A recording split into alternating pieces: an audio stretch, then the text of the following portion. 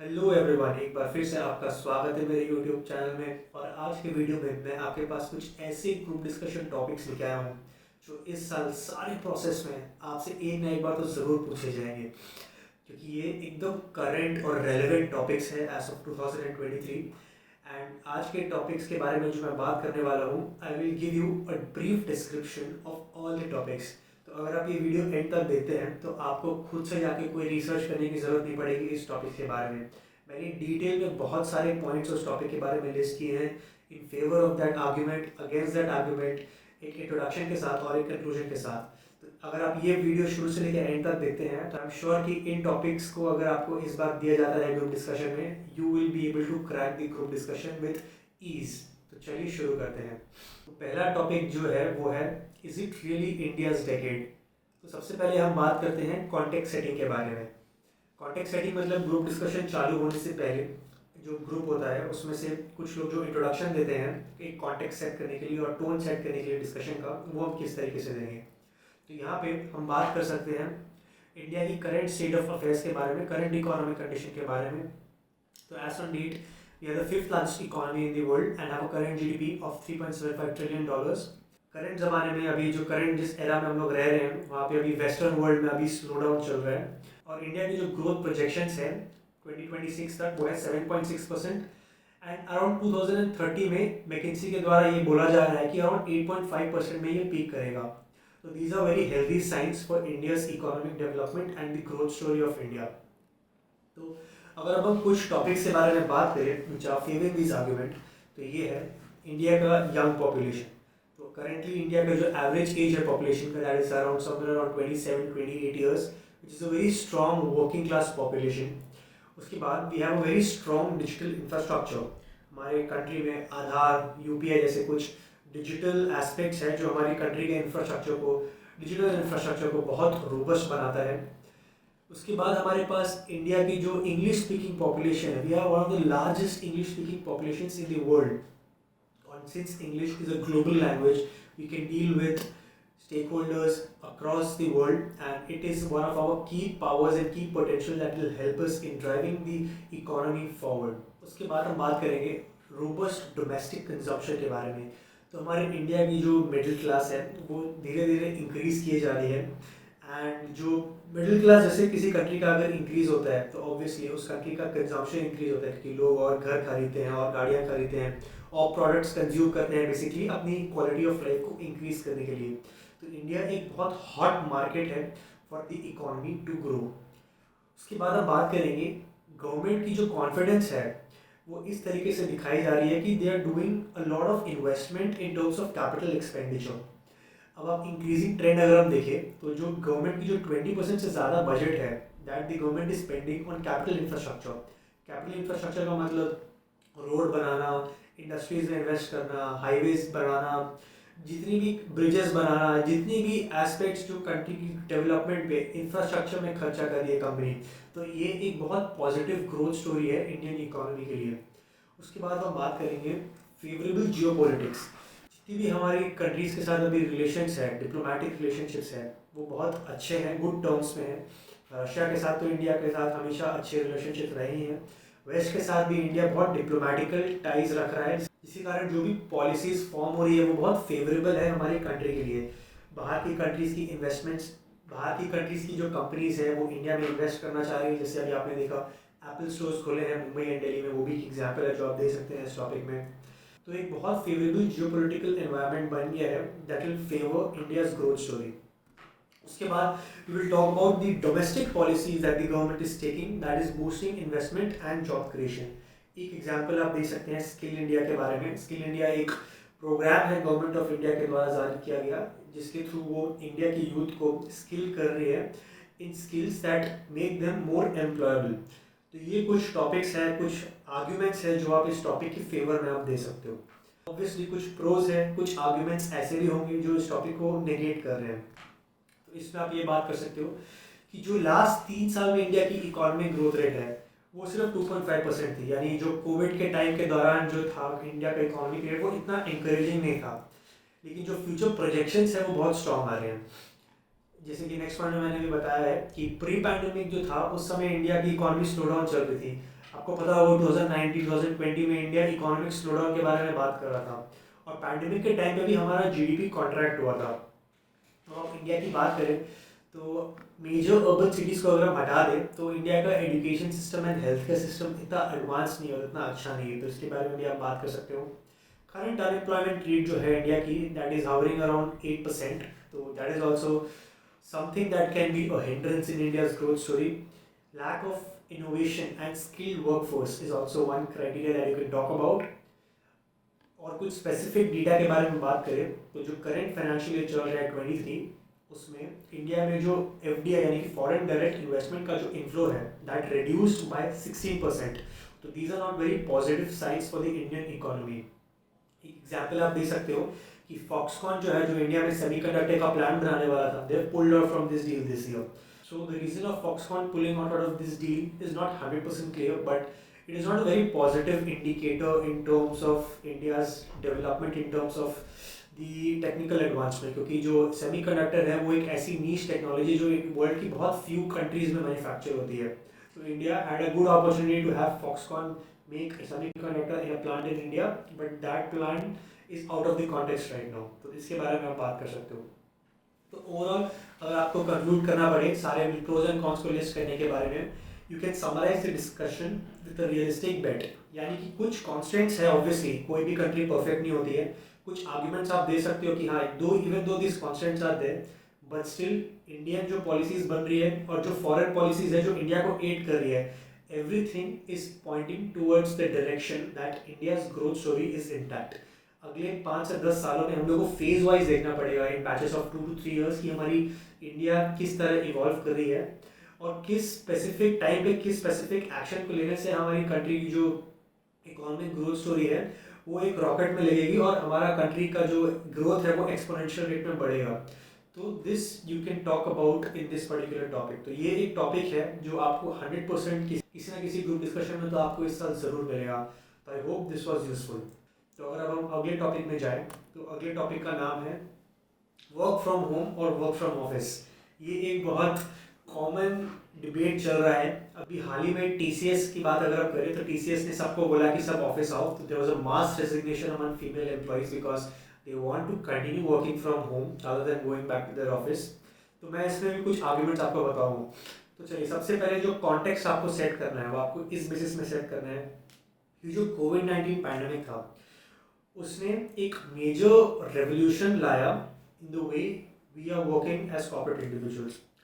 कोविड-19 के पहले work from home एक कॉन्सेप्ट था ही नहीं, सिर्फ इमरजेंसीज के टाइम पे यानी कोई एग्जीजेंसीज हो तब आपको वर्क फ्रॉम होम दिया जा सकता था, otherwise you had to come to office, lock in your hours and then go to your home after your work is complete.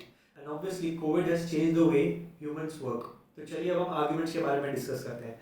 तो फर्स्ट ऑफ ऑल कुछ आर्ग्यूमेंट्स हम देखते हैं that is favouring work from home. तो सबसे पहले ये हो जाता है कि आपको वर्किंग फ्रॉम होम करने से you get flexibility and productivity. Your work schedule is more flexible. You can balance whatever you are doing in terms of your personal work and your work, and your productivity tends to improve because you can work in an environment that is suiting you.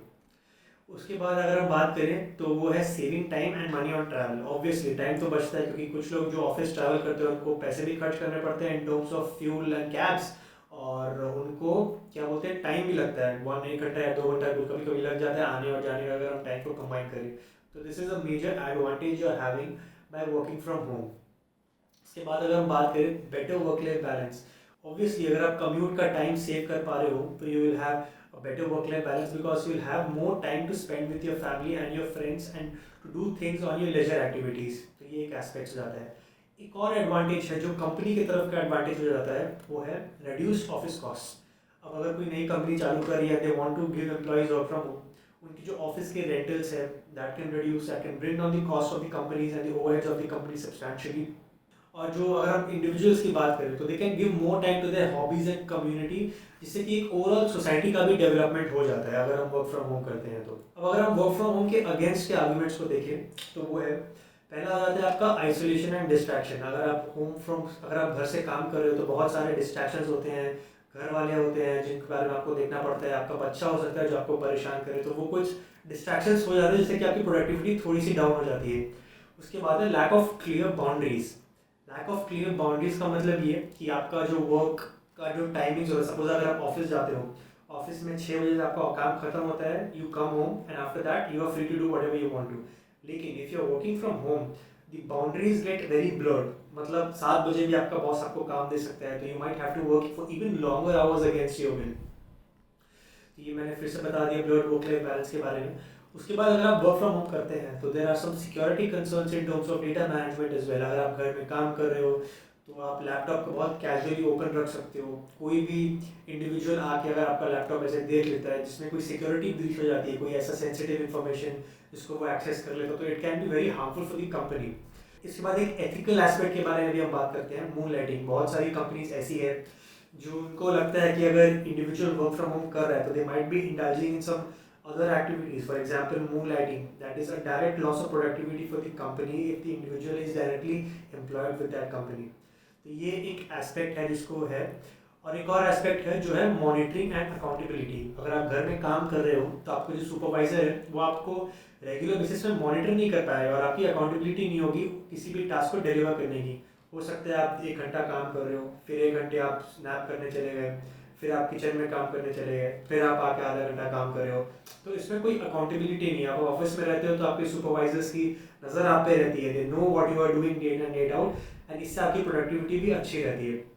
तो these were some of the arguments which are against work from home. तो अगर इसको हम and में conclude करने जाए तो work from home and work from office दोनों के कुछ स्पेसिफिक एडवांटेजेस ज़रूर है। ऑफिस का एडवांटेज ये है कि आप एक स्पेसिफिक जगह पे एक टाइम पे जाते हो, आपको सारी एक्टिविटीज़ वहाँ पे मिलती है, आप अपना टास्क कंप्लीट करते हो, you can clear all your doubts, there are no communication barriers as such.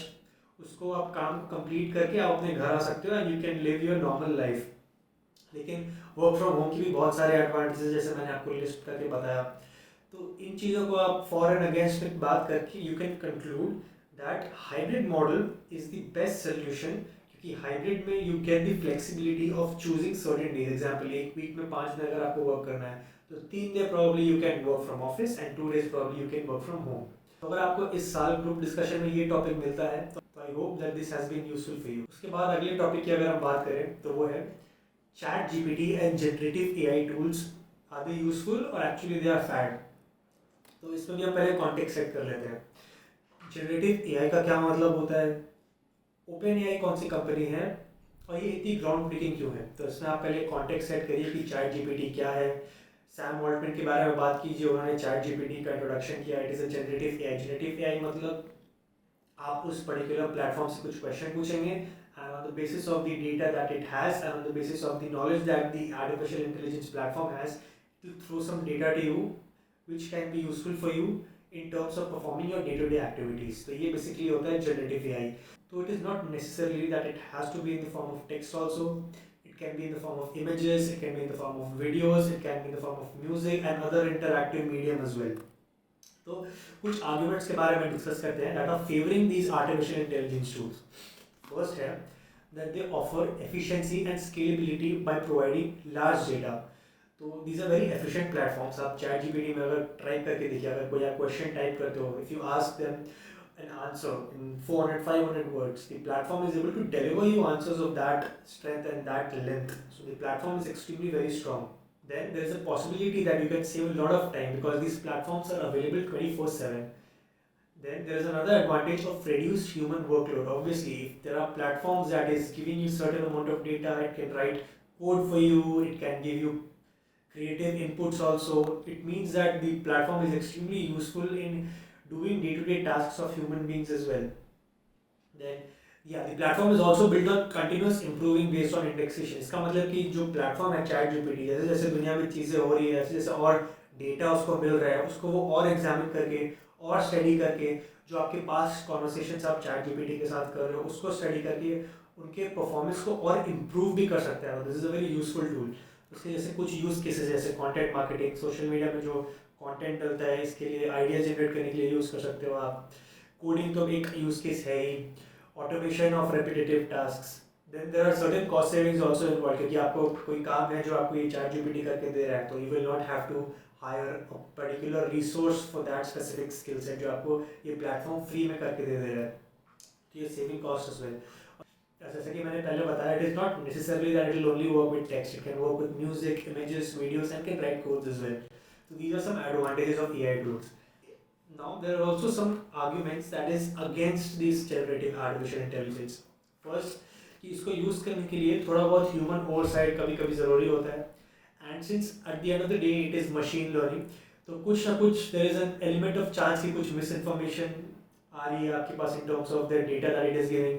There can be limitation in terms of the understanding of the platform, and obviously the platform is computer based, so there are no emotionals or there's no emotions or empathy involved. अगर आप कुछ complex queries देते हो उसको, तो you may receive some unpredictable outputs that you may or may not use in your projects. Yeah, there's a lot of money required to maintain and upkeep these servers working and providing this data to you on a regular basis, so that is also a drawback.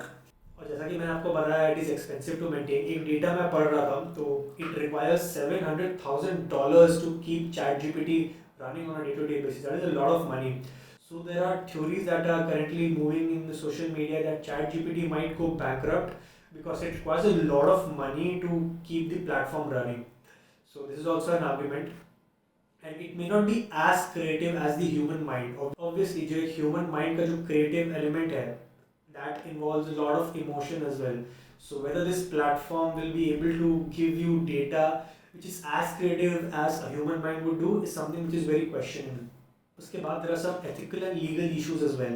जैसे कोई data आपने लिया वहाँ से chat GPT, suppose आपने कुछ text मंगवाया chat GPT से, whether that is copyright protected or not, whether you can use it anywhere or not, there are a lot of legal and ethical implications regarding all of this. So these are also some factors which are, so these are some arguments which are against the context. तो finally अब हम conclusion क्या देंगे? Conclusion ये रहेगा कि जो chat GPT है, this is a very good platform for you to remove tasks that are very repetitive and monotonous. It can increase efficiency and it creates more opportunities for individuals.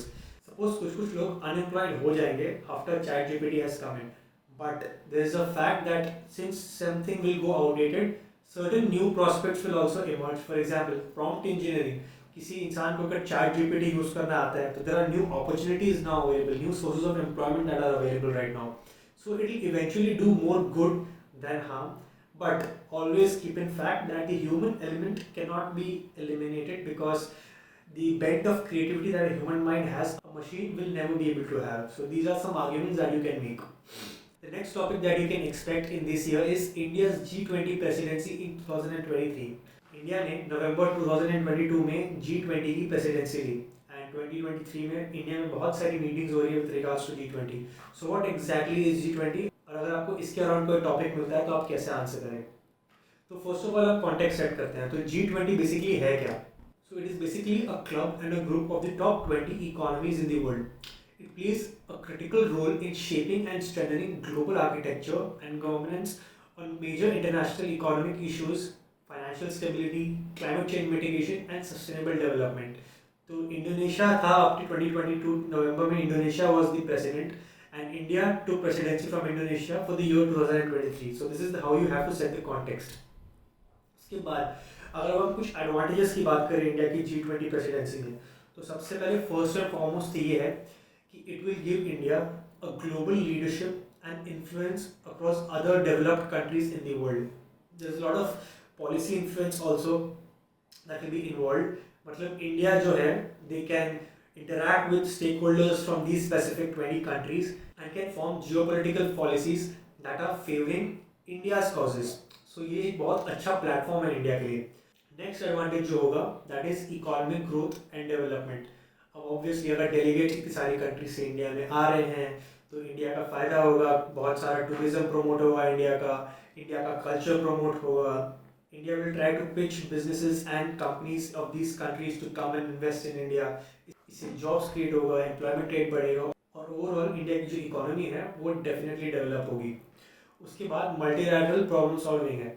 जो global issues चल रहे हैं इन terms of Jio political हो गया, social हो गया, जो global issues चल रहे हैं हमारी सोसाइटी में, India can take the help of these other countries and can come to consensus and solve these problems.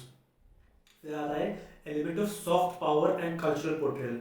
अब अगर कोई कंट्री होस्ट कर रही है, दुनिया की जो टॉप 20 कंट्रीज है उनको इन्वाइट कर रही है अपने देश में, तो एक इंडिया के पास अच्छी अपॉर्चुनिटी हो जाती है and it can portray our culture to other countries so that they become more aware about how diverse India is and would be interested in socio-economic and political tie-ups that may help India's cause in the future. अब अगर हम अगली बात करें तो वो है international visibility in terms of tourism and Jio affairs. तो इसके बारे में मैंने आपको पहले भी बताया।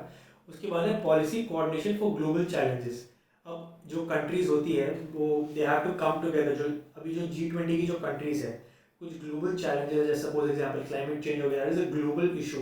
सपोज कोई स्पेस का कोई research, that is a global issue. तो ये जो कंट्रीज है they can come together in this platform and form policy and coordinate amongst themselves to implement these policies so that that particular problem is solved. And India, being the host, can play a key role in influencing the policies so that these problems are solved with a slight benefit towards our Indian. तो ये जो G20 है उसकी different different agendas में different Indian cities में उसकी meeting हुई है। तो मैंने यहाँ पे एक वेबसाइट लिंक किया है। अगर आप इस वेबसाइट में जाते हो तो आपको उनके पूरे कैलेंडर मिल जाएगा, पूरा स्केड्यूल मिल जाएगा। तो सपोज मैं आपको कुछ बताता हूँ। एक मीटिंग हुई थी टूरिज्म को लेके, एक मीटिंग हुई थी क्लाइमेट चेंज को लेके, एक मीटिंग हुई थी हाउ टू कॉम्बैट टेररिज्म को लेके, एक हुई थी इकोनॉमिक डेवलपमेंट के ऊपर। तो बहुत सारे ऐसे मल्टीलैटरल और फैक्सेटेड इश्यूज है ग्लोब के जो जिसके बारे में ये G20 कंट्रीज अलग अलग इंडियन सिटीज़ में मीटिंग्स करती है and they try to solve this problems by coming together as a unit. तो ये है कुछ इंडिया की जो G20 प्रेसिडेंसीज की उसके एडवांटेजेस। अगर हम कुछ इसके ड्रॉबैक्स के बारे में बात करें, मतलब नॉट एग्जैक्टली ड्रॉबैक्स लेकिन कुछ स्पेसिफिक आर्ग्यूमेंट जो इसके अगेंस्ट में जा सकता है, वो है in terms of the complexity and the responsibility. अब obviously it's not a small thing. जो India is hosting delegates from these 20 countries. There's a lot of responsibility and a lot of complexity also involved here. The expectations to host something like this and the pressure involved to execute these events and meetings is extremely high.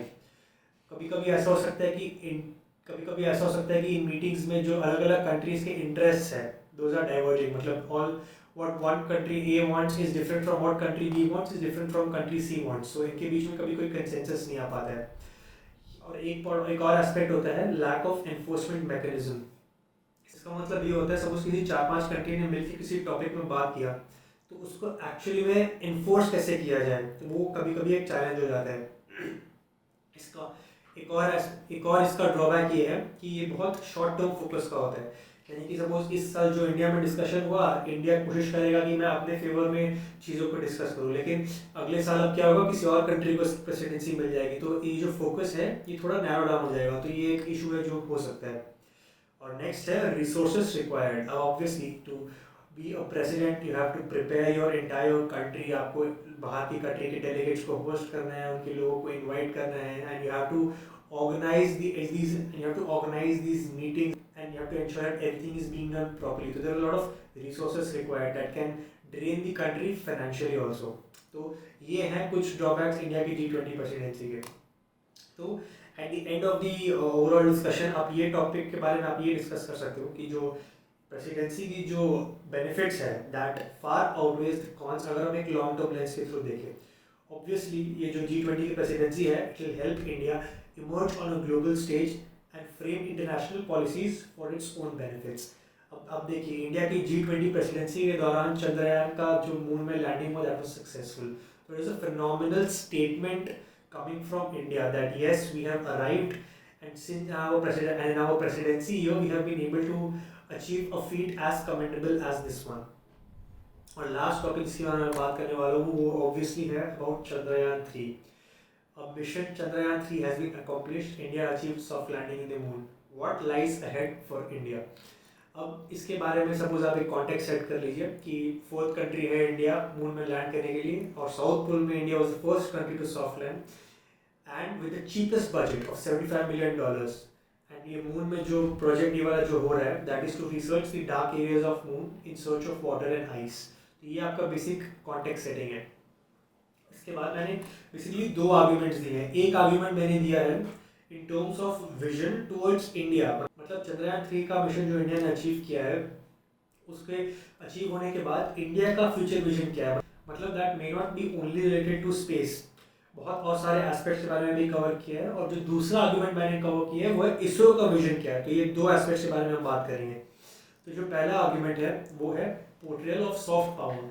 अब दुनिया की 197 official countries में से only the fourth nation to do something like this, it is a phenomenal display of soft power, we have arrived, तो you can talk about this. उसके बाद आ रहा है national unity and economic potential. अब एक बार कंट्री का नाम हो गया, there is lot of economic potential, मतलब इनडायरेक्ट इकोनॉमिक पोटेंशियल बहुत ज़्यादा है, and the country and all the citizens of the country came together to celebrate this. So this was extremely critical in terms of uniting the people of our country for a common event. So this is extremely crucial in terms of nationality as well. उसके बाद अगर हम बात करें तो this was a symbol of progress and human pioneering spirit in terms of scientific achievement, and the world will have trust in India's capabilities right now. तो इससे क्या होगा कि जो इंडिया की जो कैपेबिलिटीज है, मतलब इससे ये प्रूव हुआ है कि इंडिया के जो लोग हैं, इंडिया के जो साइंटिस्ट हैं, these are extremely smart and capable individuals. तो अगर कोई कंट्री की अगर कोई और बाहर की कंट्रीज की कंपनीज है जिनको ऐसा स्पेसिफिक टैलेंट चाहिए, तो they can hire from here, they can open और सेट अप देयर यूनिट्स और देयर प्लांट्स और there distribution centres in India. तो इससे इंडिया का फायदा होगा क्योंकि इंडिया में एम्प्लॉयमेंट बढ़ेगी, and as a course of time India का ग्रॉस डोमेस्टिक प्रोडक्ट भी इसके कारण इंक्रीज होगा। तो obviously trade, educational, economic taps होंगे इसके कारण, क्योंकि इंडिया की जो पोजीशन है वो ग्लोबल स्केल में बहुत एलिवेट हो जाएगी इससे, and India will be able to reach the $5 trillion economy goal as soon as possible.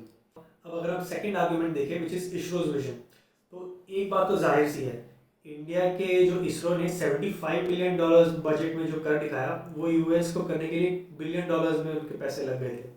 तो obviously optimum resource utilization and talent utilization and confidence are the key metrics जो ISRO use करता है अपने मिशंस के लिए। तो ये एक बहुत सॉलिड चीज़ है जो बाकी कंट्रियों के पास नहीं है। एस सोमनाथ है जो कि इसरो के चेयरमैन है, after this mission got completed he spoke about ISRO's prospects of introducing their first manned mission यानी spending humans in space and landing in Mars by 2025, जो मंगलयान का ऑर्बिटर था 2014 में जो लॉन्च हुआ, that is orbiting the planet Mars. But now 2025 तक ISRO is targeting landing on Mars. That will be a phenomenal achievement if they are able to achieve. ISRO का जो budget है, गवर्नमेंट ऑफ इंडिया की जो budget होती है उसमें से $1.5 बिलियन हर साल इसरो के बजट में जा रहा है, लेकिन क्योंकि now we have been able to achieve something as phenomenal as this, जो बजट होगा वो इंक्रीज होगा, तो और बजट इंक्रीज होगा तो ISRO will be able to take up more missions, more challenging missions, hence they will reach new endeavours in science. एक और बहुत इंटरेस्टिंग एस्पेक्ट है कि जो चंद्रयान के जो इवेंट हुए थे, जो 14 जुलाई को चंद्रयान लॉन्च हुआ था, और जो अभी लेटेस्ट 26 को जो हमने लैंडिंग की, उसमें जो हमारी यूथ की इन्वॉल्वमेंट थी that was phenomenal. Around 80 million views है उस लाइव वीडियो में जो इसरो ने स्ट्रीम किया था। तो it showcases the curiosity and the fire in the bellies of Indian youth. India wants to reach new economic heights and they want to do it fast. So these are very positive signs both for ISRO and as well as for India's vision to becoming an economic superpower. तो overall अगर हम conclude करें तो इसमें हम ये बात कर सकते हैं कि it is a huge landmark but it is just the beginning. बहुत सारे चैलेंजेस एंड बहुत सारे हर्डल्स आएंगे, but we must have a superior vision for achieving excellence in a plethora of scientific, cultural and socio-economic disciplines and not only space science. तो space science एक ऐसा पहलू है जिसमें तरक्की करने के बाद it gives us more motivation for Indians to excel in other aspects of the society and other endeavors of mankind as well. ये थे कुछ 5 टॉपिक्स जिसके बारे में मैं आपसे बात करना चाहता था। आई hope that you found this video useful, and I'm sure that अगर आपको ये टॉपिक्स मिलते हैं आपके further group discussions में, you will be able to crack your group discussion round with ease. So if you like this video, please do comment and hit the subscribe button to find more videos like these. Thank you.